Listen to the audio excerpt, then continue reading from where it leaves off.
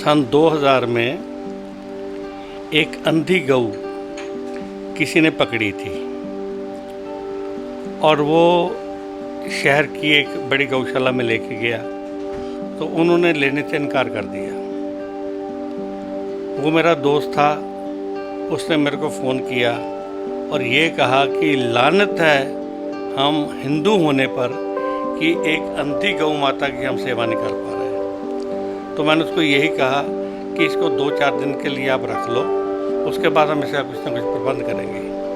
तब हमारे मन में आया कि हम इस तरह की सेवा शुरू करेंगे। फिर हमने कुछ दोस्तों से मिलके सलाह मशवरा किया और एक ऐसी प्लानिंग बनाई कि शहर की सड़कों पर जितने भी लोगों ने गौएँ छोड़ी हुई हैं, जो दूध नहीं देती, जो बीमार हैं, जो ज़ख्मी हैं, जिनकी कोई देखभाल नहीं करता, उन गौओं की सेवा की जाए।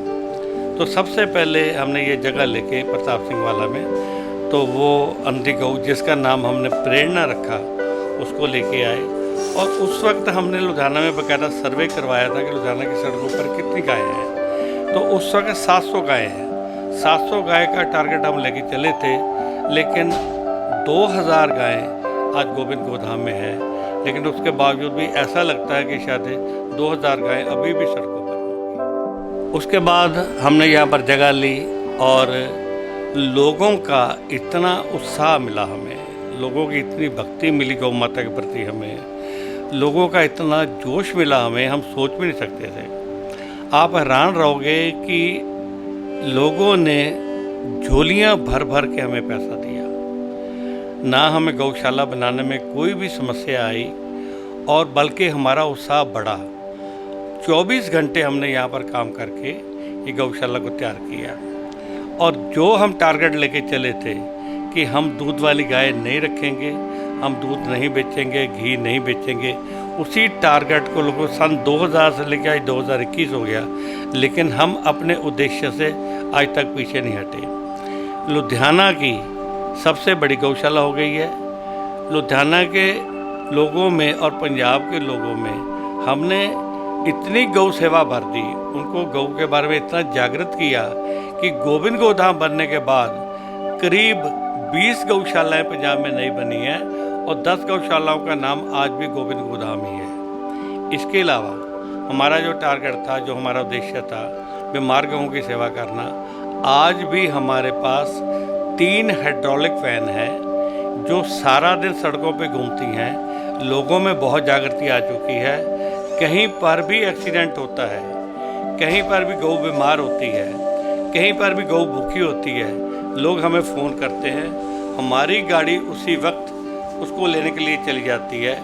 करीब 100 किलोमीटर तक हम गौएँ लेके आते हैं। इसके अलावा पंजाब की गौशाला में, बहुत सी गौशाला में मेडिकल फैसिलिटी नहीं है, वो भी सारी गौएँ वो हमें फ़ोन करते हैं, उन गौशाला की गौएँ भी हम लेके आते हैं। इसके अलावा हमारे पास 4 डॉक्टर हैं, 2 डॉक्टर परमानेंट हैं, 16 कंपाउंडर हैं, करीब 150 आदमियों का स्टाफ दिन रात गौओं की सेवा करता है। आज तक कोई लुधियाना वासी ये नहीं कह सकता कि एक्सीडेंटल गाय, देखो ठीक गौओं के लिए अभी हमारे पास जगह नहीं है, लेकिन अगर एक्सीडेंटल गाय है या बीमार गाय है या ज़ख्मी गाय है, उसको उठाने में हमने कभी इनकार नहीं किया। रात को, सर्दियों में रात को 12-12 बजे हमें फ़ोन आते हैं, तब भी हम गौएँ लेके आते हैं। और यही आज कारण है कि लोगों को गोविंद गोधाम का इतना विश्वास है कि 1 लाख रुपए का हमारा रोज़ का खर्चा है, लेकिन आज तक हमें कभी भी इस चीज़ की मुश्किल नहीं हुई। और आज जबकि लॉकडाउन लगा, पिछले अब 2 साल हो गए हैं, जबकि पूरा लॉकडाउन भी लगा, थोड़ा लॉकडाउन भी लगा, लेकिन लोगों की हमारे पर बड़ी कृपा रही, गौ माता की कृपा रही, श्री राधा गोविंद जी की कृपा रही। कभी भी हमें मुश्किल नहीं हुई गौओं को पालने के लिए। और मैं लोगों से यही प्रार्थना करता हूँ कि अगर आपने गौ सेवा करनी है तो उन गौओं की करो जिनका कोई नहीं है। वो गोविंद गोधाम में आप आओ, यहाँ पर आप चारा डालो, यहाँ पर लड्डू डालो, आप यहाँ पर आप दवाइयाँ दो, यहाँ पर आपको जिस चीज़ की वो तो गौदान करना तो गोविंद गोधाम में आओ। तो लोगों के मैं यही प्रार्थना करता हूँ कि अगर गौ सेवा करनी है तो गोविंद गोधाम में आओ। उसके बाद जो हमने मंदिर बनाया, ये सन 2004 में बनाया था, श्री राधा गोविंद मंदिर, आज पंजाब की शान है। लोग कहते हैं कि ऐसा मंदिर अपने जीवन में हमने नहीं देखा। इतना सुंदर मंदिर, इतना आर्टिस्टिकल मंदिर कि 2 साल 200 कारीगर गुजरात और राजस्थान से मंगवाकर इसकी इतनी मीनाकारी की गई है, इसको इतना आर्टिस्टिकल बनाया है कि आज जो भी इसमें आता है अपनी उनकी मनोकामना तो पूर्ण होता ही है, इसके अलावा वो मंदिर देखता रह जाता है। अगर लुधियाना में आज कुछ भी देखने की चीज़ है तो वो गोविंद गोधाम है। तो मैं एक बार फिर सब जितने गो भक्त हैं, जितने गोविंद गोधाम के सेवक हैं, सबका हार्दिक धन्यवाद।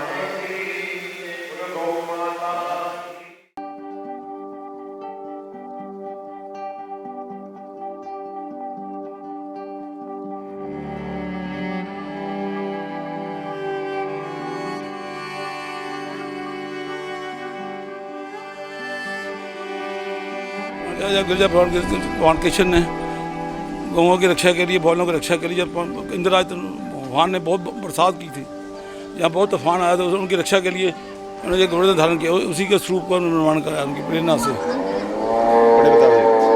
पहले ब्रजवासियों ने